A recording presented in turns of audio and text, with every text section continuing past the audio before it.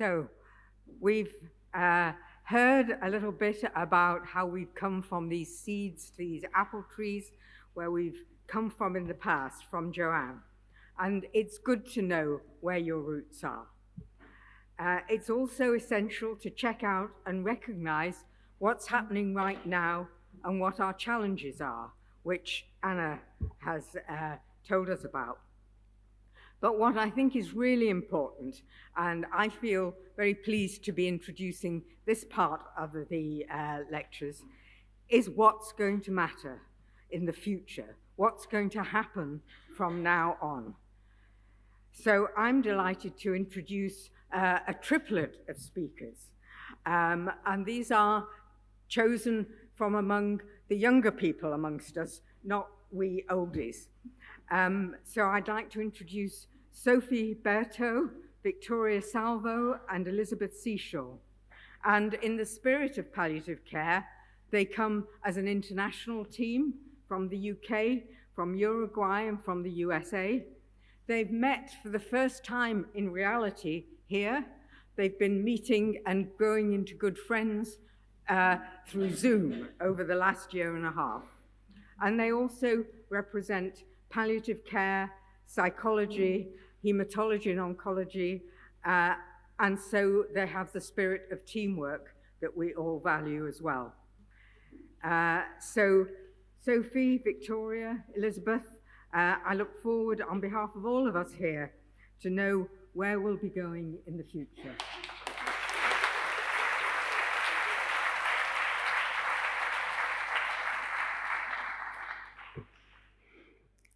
Thank you so much to the Maruzza Foundation for the opportunity to be here today.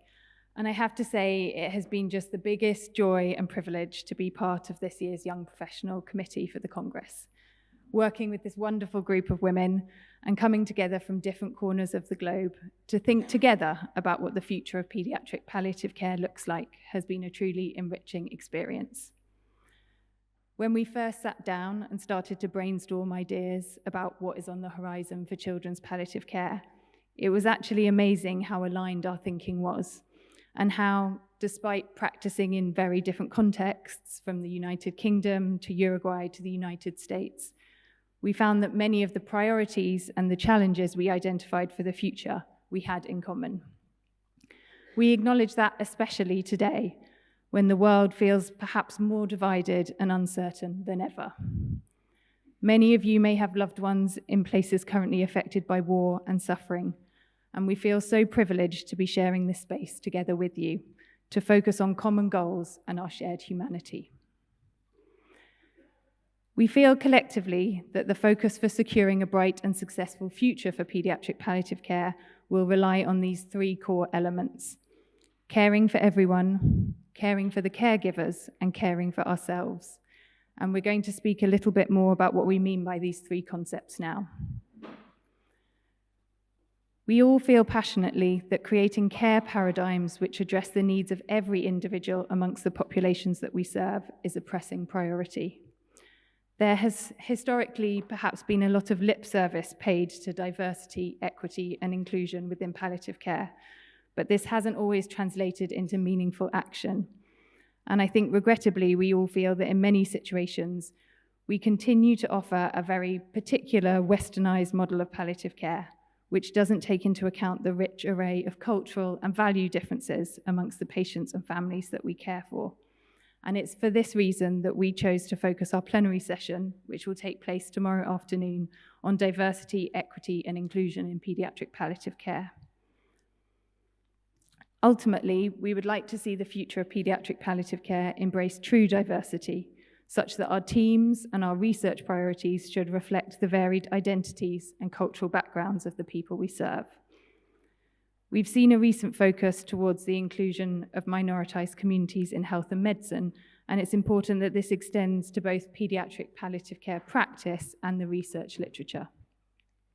However, we know that to truly achieve racial equity, diversity, and inclusion requires radical institutional changes in order to meaningfully restore power and agency to marginalized groups. We need to address what forms of knowledge and communication are valued and why, and start to challenge the entrenched power dynamics that exist both in academia and medicine. Tomorrow you will hear from Professor Jonathan Kaufman, who will challenge us to think critically about how inequalities affect the provision of palliative care and what our role should be as professionals in addressing this.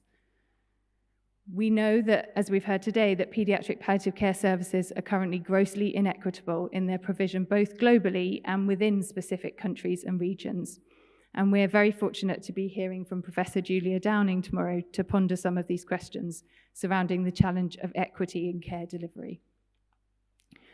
We are confident that a more inclusive future is possible in paediatric palliative care, but this will require us to be consistently mindful as care providers that both our care and our training curricula are inclusive in the widest sense. Tomorrow you will also hear from Dr. Joe El-Khoury, who will talk to us about how to honour diverse cultural and religious practices. So I'll now hand over to Victoria, who will talk some more about taking care of the caregivers. Thank you.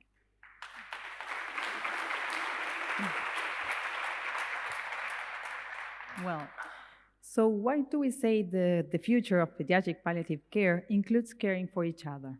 We think it's essential that every team can supply basic primary pediatric palliative care to all patients, so education needs to be provided in every area of study: medicine, psychology, nurses, social workers, and spiritual care providers. Interdisciplinary teams in palliative care are very important. In our case, our little team, it's composed of pediatricians, like Sophie and Liz, and a psychologist like me. Also, as you can see in the Congress program, there are different disciplines represented in the plenary's focus and abstract sessions and posters presented during these next days.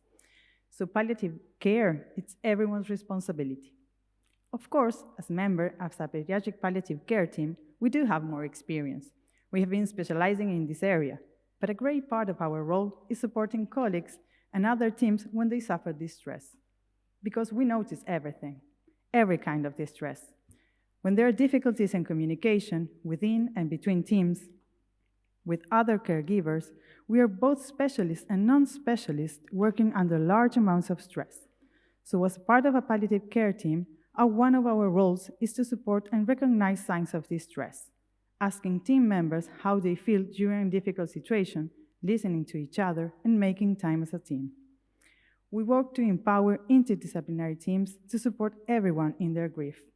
But we also need our own debriefing support sessions, talking with other members of the teams involved, exchanging our emotions, making time for us together, listening and watching how we feel, sharing time out and after work. Caring for each other means supporting surgeons, supervising physicians, nurses, psychosocial workers, everyone who takes part in the lives we are caring for. Last but not least, we should work hard in flattening the hierarchy. As a specialist team, we all have our strengths in particular areas, but together we get to know our patients as biopsychosocial spiritual beings. Every specialist professional is important when caring for the patient, but having a comprehensive point of view shows us a complete human being. Hearing each other, working all together, caring for each other. So getting further down this winding road, Liz will take us on the road to self-care.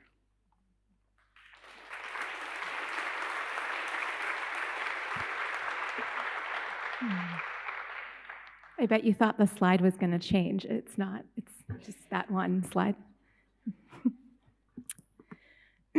What about us as individuals doing this incredibly meaningful and beautiful and difficult and overwhelming work? Work that requires our very presence in every sense of the word, through the most vulnerable and emotional moments in the lives of our patients and their loved ones. The idea of self-care is not new to the field of pediatric palliative care. We encourage families and caregivers to take time and space to nurture their bodies, minds, and hearts in order to continue sustainably caring for children facing serious illness. And we are notoriously excellent at ignoring our own advice.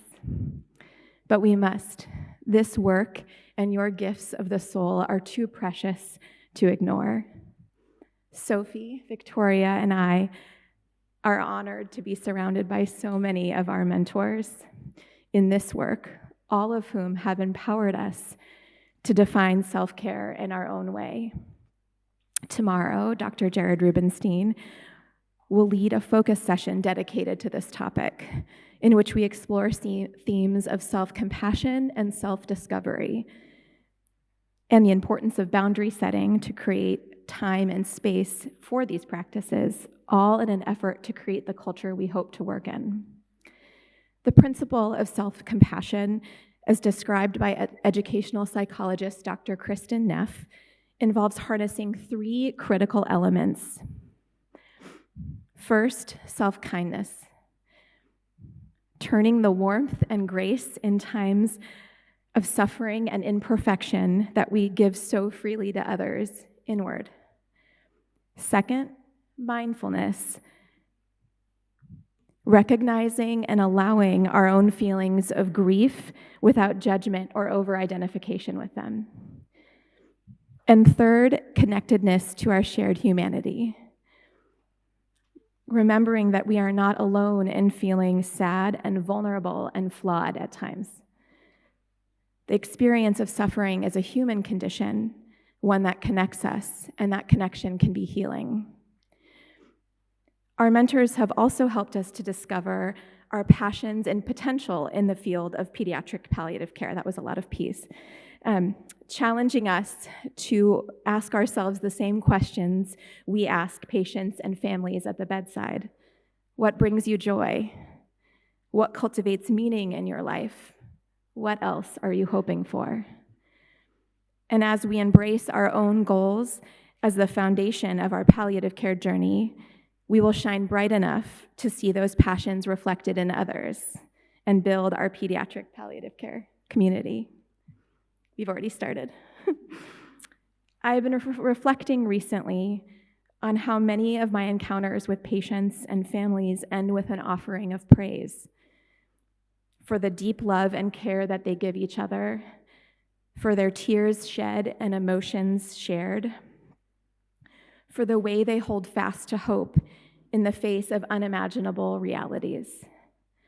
I've noticed how healing it is for them to be offered this kind of support, this recognition and permission to be just as they are in that moment, how simple it is, how it makes them feel seen.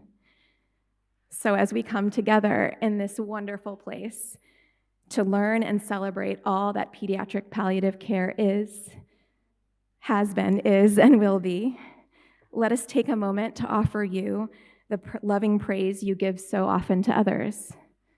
Has anyone mentioned to you today what an incredible human you are? Thank you for all that you do. Please know that it matters. You matter, and we are so grateful to know you. Thank you.